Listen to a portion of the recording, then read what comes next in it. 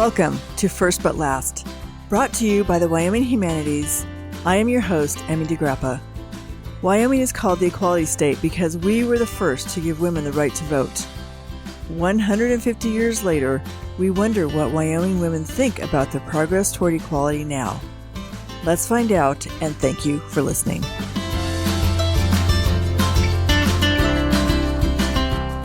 Today, we are talking to Britney Wallesch. Britney is the founder and executive director of Black Dog Animal Rescue. She brings 20 years of experience in the animal welfare industry, including work with wildlife rehabilitation and sanctuaries. Welcome, Britney. Thank you so much. Where did you get the name Black Dog Animal Rescue?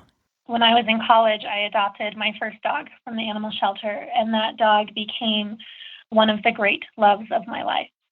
But she had a sort of hard to say and hard to spell name. Her name was Kaja. And when I started the organization, I knew that I wanted to name it after her. I wanted her to have some kind of legacy in it. And at our house, most people have silly nicknames for their pets. And at the time, we had 3 dogs.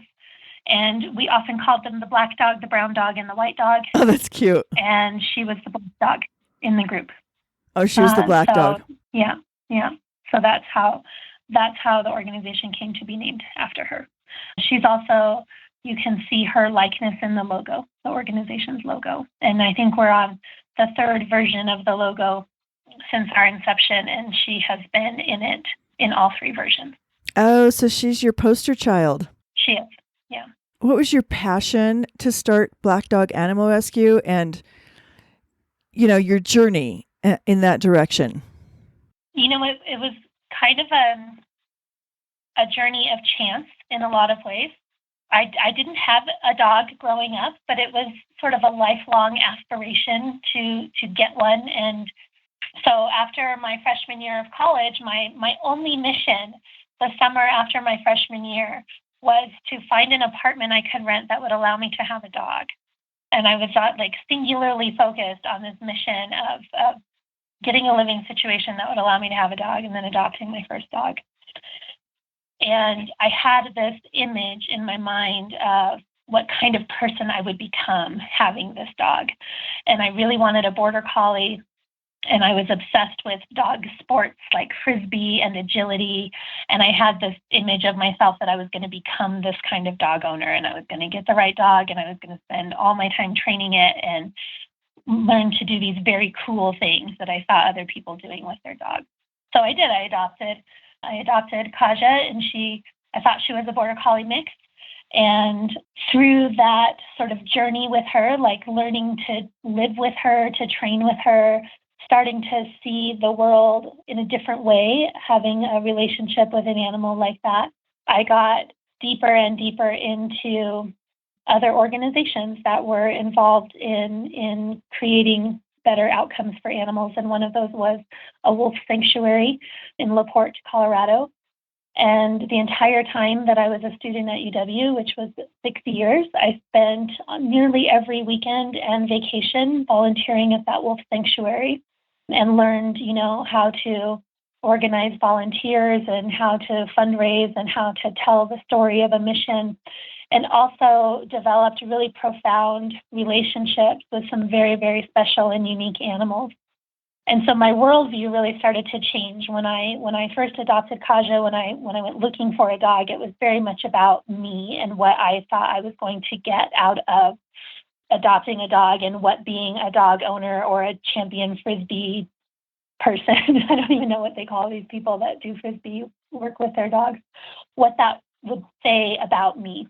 And like a lot of young people, I was kind of trying to craft an identity, I think, in that way. But what happened instead with that work at the Wolf Sanctuary, and then taking that work home to this very personal relationship that I had with this dog, as I started to see how much that story was also about her, and what it was like for her to live in this world and to have wound up in the situation that she was in. And really, her outcome could have been much different. And certainly outcomes for lots of animals in her situation are much different. And so I just continued to explore that. And eventually we ended up here. This is a very long story. No, it's a great story. I love that there is this, you have a whole story and journey that follows your adoption. And I saw in your bio that you gave a TEDx Cheyenne talk called Yeah. No Kill, a phrase that inspired change yet continues to divide. So what is the phrase that inspired change yet continues to divide? Is it no kill? It is no kill, yes. What does that mean? When I first started working in the animal sheltering industry, it was with groups who were adamantly no kill, and arguably some who were on the forefront of the no kill movement. And when I started Black Dog, which we first started having conversations about the organization in 2006, 2007, it was very much, we wanted to be like leading the no-kill charge in the state of Wyoming. And some of our early messaging was very aggressively no-kill messaging. And I hadn't done enough work, Emmy, in the industry to realize what kind of challenges I was going to be putting myself and the organization and even our community into by having this very anti-euthanasia philosophy. And so, that TED Talk really is sort of an evolution of thought for me as someone who cares very deeply for animals and who, I really believe that one of the most profound experiences that we can have as human beings on this earth is to have a relationship with an animal like I had with her, like many of us have with our pets at home. But those relationships can be deeply damaging to us, to our emotional and psychological health. And I think that as animal welfare professionals, we have a responsibility to try to protect people from the damage that can be done and to do work in such a way that we are enhancing and promoting that human-animal bond in a healthy way for people. And so over time and over some really pretty dramatic experiences, I started to rethink what it meant to be a no-kill shelter, and also what it means when a movement like that takes hold of the hearts and minds of people to the detriment of things that make sense and are safe and are logical. And I really had to think through what was happening in our industry and what is happening across the country in the face of an overly aggressive movement. And so that's kind of what that TED Talk is about, sort of reasoning through that and telling, at least one story of how we came to sort of question that. Well, who's against no kill? I mean, what are the proponents and opponents for no kill? Sure. And I would say, many people would say in light of that talk and writings that I have subsequently done that I am against no kill. And I think the point needs to be made that no kill came along at a time when our industry and our country needed it to, and really did fundamentally shape the way that we had been doing animal sheltering work for decades. And that is a very good thing. It brought a lot of good, progressive, life-saving change to the animal sheltering industry. But the problem that we've run into now with no kill is we've had such wild success that now we're trying to have successes with animals who arguably shouldn't be put back into our communities because they are unsafe, because they can't form a normal bond with people or other animals. But we've developed this intense psychological pressure for people working within our industry to avoid euthanasia at all costs, that animals ought to be adopted regardless of their problems, that there are innumerable resources and solutions for these very complicated animals. And I would argue that that is not true. And when we are sinking all of those resources into individual animals, when we have lots and lots of other ones to save, we're doing a disservice to our communities, and we're not using our limited resources well. And sometimes as an industry, we're putting the public at risk with animals that should not be put back into our communities. And these are things that we really need to carefully consider, and they're things that the no-kill movement has not allowed us to consider. So I would say many people would accuse me of being anti-no-kill, and I don't believe that that's true. But I am, anti-no euthanasia for any reason. And I think that there is a place for euthanasia in the work that we do, and that we owe it to the people working in the industry to allow that, because it is so, so hard to make that decision anyway, and far harder when other people accuse us of making it out of cruelty or laziness or whatever reasons they like to use for those decisions, but also because we have to keep people safe and we have to protect the great thing that is pet ownership. And the wrong adoption placement can tear that down in a hurry and can cause a really, really traumatic experiences for people. And we need to avoid that. Do you have to be active in the Wyoming Legislature to have a voice to protect animals? Do you mean you in a general sense or me specifically? Well, I mean, you in terms of how you work with your nonprofit in advancing the initiatives that are important for animals. Well, in Black Dog in particular, it is a key component of our mission statement that we also provide advocacy work for animals. So in that case, I would say yes. It is important when you are doing advocacy work to go to the place where policy is made and speak on behalf of the constituents that you represent. And in our case, that is companion animals. And when I say companion animals, I'm speaking largely about animals that we keep as pets in our homes. So mostly dogs and cats, but maybe not exclusively. But it doesn't mean that everybody that's working in animal welfare needs to do that. It doesn't mean that anybody who wants to make a difference for homeless pets needs to do that. It's not a universal truth, but it is an important part of the work that our organization does. So tell me a little bit, because I'm just trying to picture Black Dog Animal Rescue. So it is an animal shelter in and of itself. That's correct. Yeah. It's almost like a hybrid organization. And so the traditional view of an animal shelter is, a facility that has rows and rows of kennels with animals lined up in it, and people can wander through and find them for adoption. And that is not our organization. Our organization does have animals for adoption, but they are almost exclusively housed with volunteer foster homes that we support. And that allows them to live a much more normal life while they are under our care. But there are lots and lots of organizations that are foster home based that do not have a facility like Black Dog has. So while we use a foster home, we also have a fairly sizable facility, and we use that for a lot of things. And so that's why I say it's a little bit of a hybrid organization. It kind of walks the line back and forth between a traditional animal shelter and something that's entirely decentralized and foster home based. And we have kind of a middle ground going on. Okay. You grew up in Cheyenne, right? I did, yeah. And one of my questions was to really ask you about growing up as a woman in Wyoming, what you find intriguing about living in Wyoming, and how you view yourself as a woman in the political realm, either as, as a voter or as someone who's working for a nonprofit like Black Dog. Okay. Should we tackle those one at a time? Okay, yeah. So tell me about growing up in Cheyenne. So I grew up with a single mom and a sister. And I think what stands out to me most about my childhood is really that I was brought up by a very strong network of female characters. All of the great people in my youth are women, maybe with the exception of my maternal grandfather. But I have this sense of kind of female tribalism that I feel very deeply as a result of having, been in a situation where we were in a position of poverty. We were relying on, some subsidized programs. We were relying on friends and neighbors and colleagues. And in a lot of ways, when you have to build a community of support, I think that women are the ones who do that the best.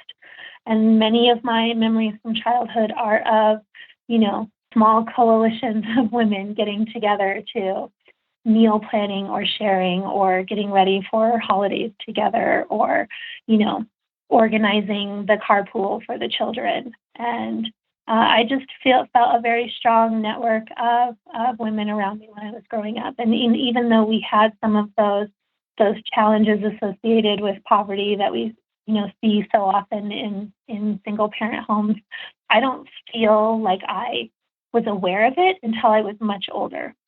And I think my mom did a tremendous job of supporting my sister and I in a way where we did not feel the pressure of the things that we were going without. And I think that she probably went without a lot of things so that we would not feel that. But always I have felt safe And maybe that's because my family is law enforcement and a lot of our tribe were law enforcement professionals. But I don't think that's entirely it. I was a kid that ran around the neighborhood streets and, we played kickball and softball in the cul-de-sacs, and we ran up and down the road to the elementary school and back. And I just remember feeling safe and surrounded by people who loved me. And I feel like I had a really blessed childhood in a lot of ways because of those things. Well, when you call it a women's tribe, I thought that was a very, very interesting. And in your perception, do you think that men understand that terminology? I think there's a risk in using terminology like that. I think that when we start talking about differences in genders, some of this conversation has been made very polarizing. And so I would say that I hope that men hear that in the way that I intend it to be heard, which is not that they were excluded from or did not even intend to participate in something like, helping a family like mine survive when we needed help. Right. My intention only in saying it is that is how I remember it. I remember the women in that period of my life. Okay. I think that's a great story and very true. I find that very true for a lot of single women who have to surround themselves with people who will support them and understand kind of that like-minded struggle that they're going through. And so that leads me to my next question, which is that Wyoming is celebrating the first state to give women the right to vote. But this podcast is called First But Last because we're last in a lot of other areas. And why do you think we're last? Why do you think there's less women in the legislature than in other places?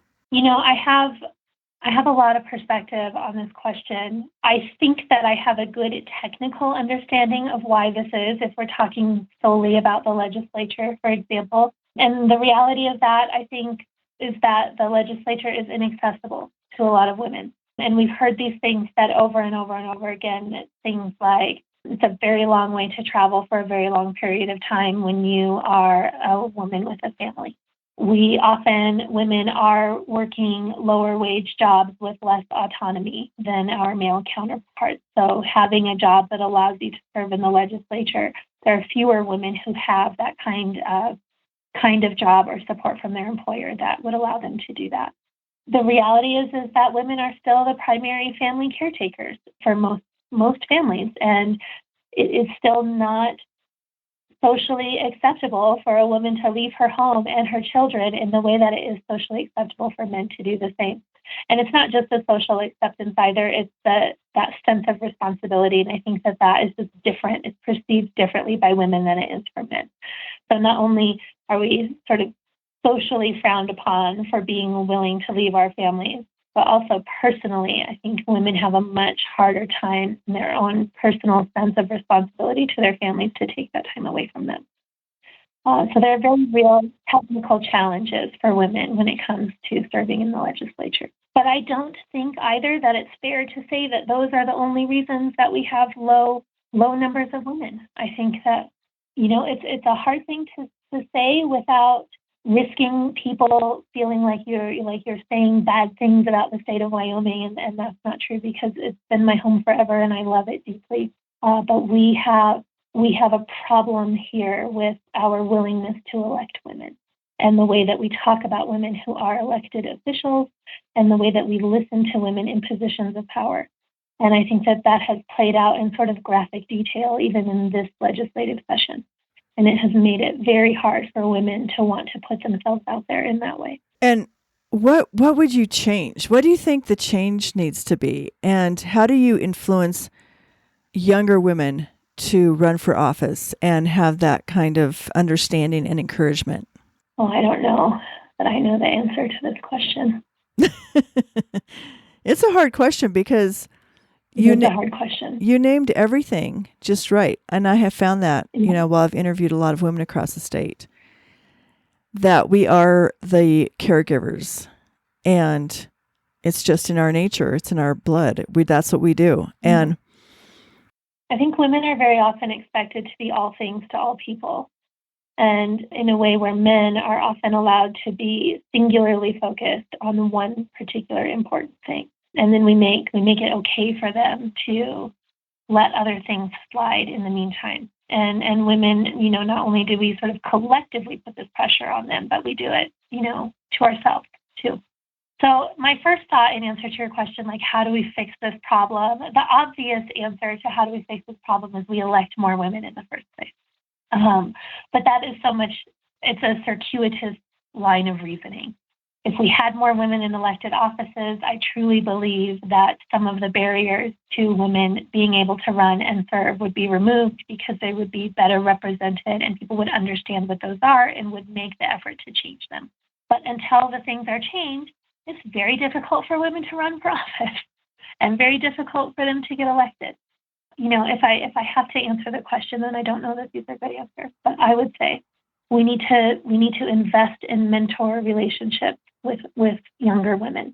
We need to intentionally pull them into the political process in a way that they are cared for and made to feel safe for as long as they need to feel safe until they can find their own voice and challenge a thing.